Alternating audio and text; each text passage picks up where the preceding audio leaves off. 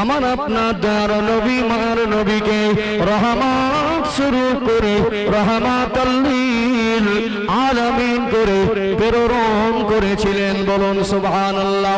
সেই নবী আমার দুনিয়া আসলেন এতিম অবস্থায়। আব্বা কেমন হয়, আব্বার আদর কেমন হয়, আব্বা আব্বা বলে ডাকবেন, আব্বা ডাকার ভিতরে কেমন তৃপ্তি পাওয়া যায় আমার নবীর নসিবে হয় নাই। কেননা নবী আমার মায়ের গর্ভে থাকা অবস্থায় আব্বা জানকে হারিয়েছিলেন। ও ভাইয়েরা বাবাজিরা, 2 সপ্তাহের মতো মা আমেনার ঘরে ছিলেন। দুধ পানের জন্য হ্যান্ডওভার হয়ে গেল দুধুমা হালিমাতুস সাদিয়ার কাছে। আল্লাহ নবী শৈশবকালের শিশুকালের 4টে বছর অতিবাহিত হয়েছিল দুধুমা হালিমাতুস সাদিয়ার কাছে।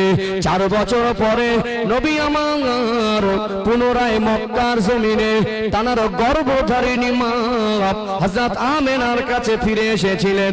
আল্লাহ নবী বড় হলেন, 4 বছর 5 বছর বয়স। নবী আমার মিঠি মিঠি মুখে মা মা বলে ডাকতেন। তার বাচ্চাদের সঙ্গে কখনো কখনো খেলায় মশগুল হয়ে যেতেন। সূর্য অস্তমিত পূর্ব মুহূর্ত, সূর্য ডুবু ডুবু অবস্থা নবী আমার দেখতে পেতেন। কিছু মানুষ দাঁড়িয়ে গেলে আমার রাসূলুল্লাহ সঙ্গে যারা খেলা করত, ওই ছোট ছোট বাচ্চাগুলার গায়ে ধুলাবালি লেগে থাকতো। আস্তে আস্তে গিয়ে আব্বা আব্বা আব্বা বলে গলাটা জড়িয়ে ধরতো। আমার নবী এই স্মৃতি দেখে, এই দৃশ্য দেখে আমার আপনার দয়ার নবী মায়ার নবীর চোখ থেকে টপ টপ করে পানি ঝরতো।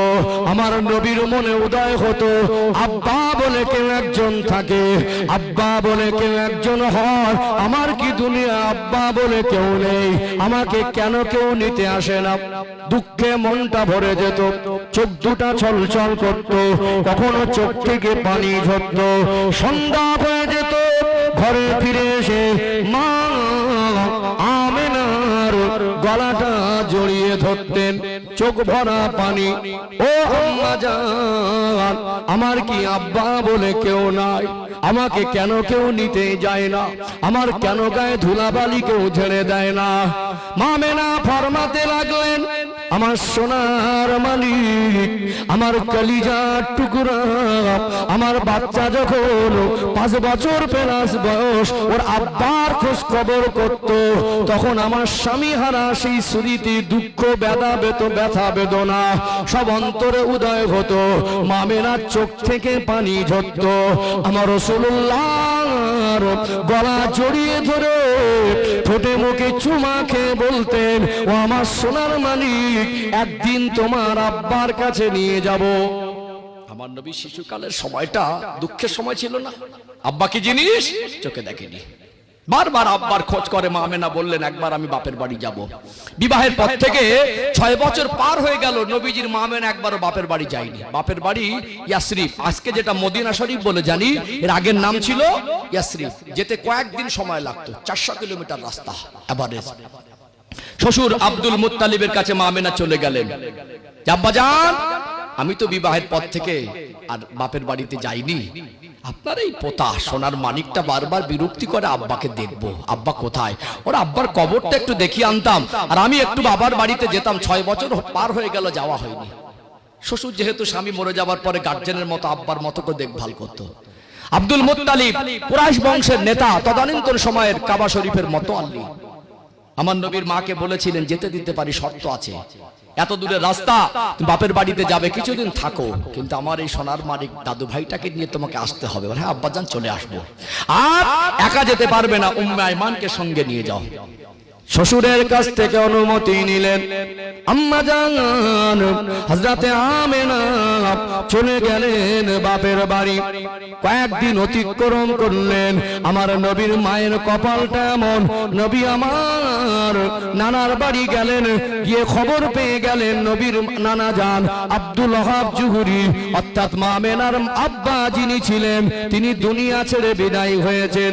ইতিপূর্বে দুনিয়া ছেড়ে বিদায় হওয়ার পরে মেয়ের কাছে সংবাদ দেওয়ার মতো পরিস্থিতি ছিল না, তখন এত উন্নত যোগাযোগ ব্যবস্থা ছিল না। স্বামী হারা হয়ে গেলেন, এতিম বাচ্চাকে নিয়ে বাপের বাড়িতে আশা করে গেলেন। গিয়ে যদি শোনেন তার আব্বা দুনিয়া ছেড়ে চলে গেছে, মনে কষ্ট হবে কি হবে না? মা আমেনা একদিকে স্বামী হারার ব্যথা, অপরদিকে আব্বা যে মরে গেল, শেষ বিদায়ের সময় আসতে পারলাম না, এই দুঃখে চোখ ভরা পানি নিয়ে কেঁদে কেঁদে দিন রাত অতিবাহিত করতেন। ইতিহাসে লেখা হলো হযরতে আমেনা রাদিয়াল্লাহু আনহা 1 মাসের মতো বাপের বাড়িতে অবস্থান করলেন। আব্বা বেঁচে নাই, কার কাছে থাকবো? মনে করলেন শ্বশুরের কাছে কথা দিয়ে এসেছিলাম, আমি আবার মক্কায় ফিরে যাব। সিদ্ধান্ত নিলেন মক্কায় ফিরে যাব। আবার মক্কা রাস্তা আসার সময় স্বামীর কবর অনুসন্ধান করতে লাগলেন। কোথায় স্বামীর কবর? আবওয়া নামক জায়গায় এসে দাঁড়ালেন। আমার নবীর 6 বছর বয়স। স্বামীর কবরের ধারে দাঁড়িয়ে আমার রাসূলুল্লাহকে বলতে লাগলেন, ও বাবা মুহাম্মদ সাল্লাল্লাহু আলাইহি ওয়াসাল্লাম, এটা তোমার আব্বার কবর।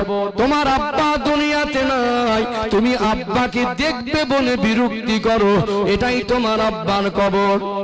দয়ার নবী, মায়ার নবী, রাহমাতাল লিল আলামিন আমার রাসূলুল্লাহ ওই 6 বছর বয়সে আব্বার কবরের ধারে দাঁড়িয়ে কাঁদতে লাগলেন।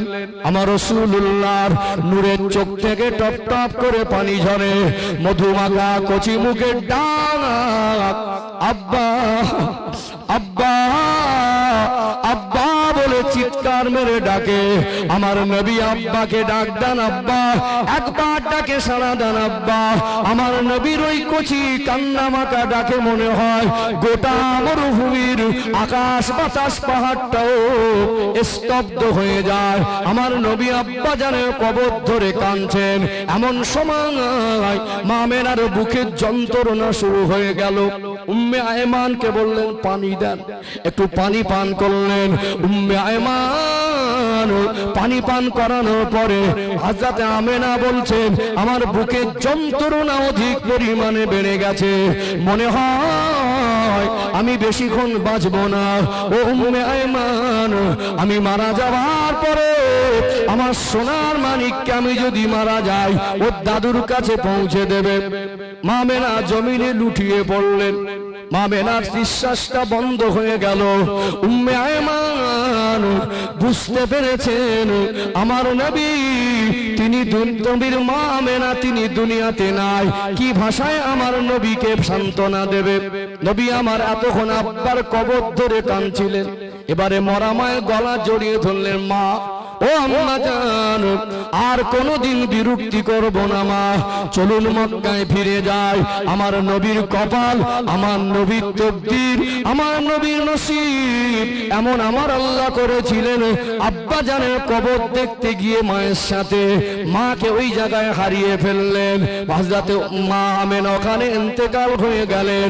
উম্মে আয়মান মা আমেনাকে ওখানকার এলাকার মানুষের সহযোগিতায় তার আব্বার কবরের পাশে দাফন করে আমার রাসূলুল্লাহকে নিয়ে তার দাদুর কাছে পৌঁছে দিয়েছিলেন।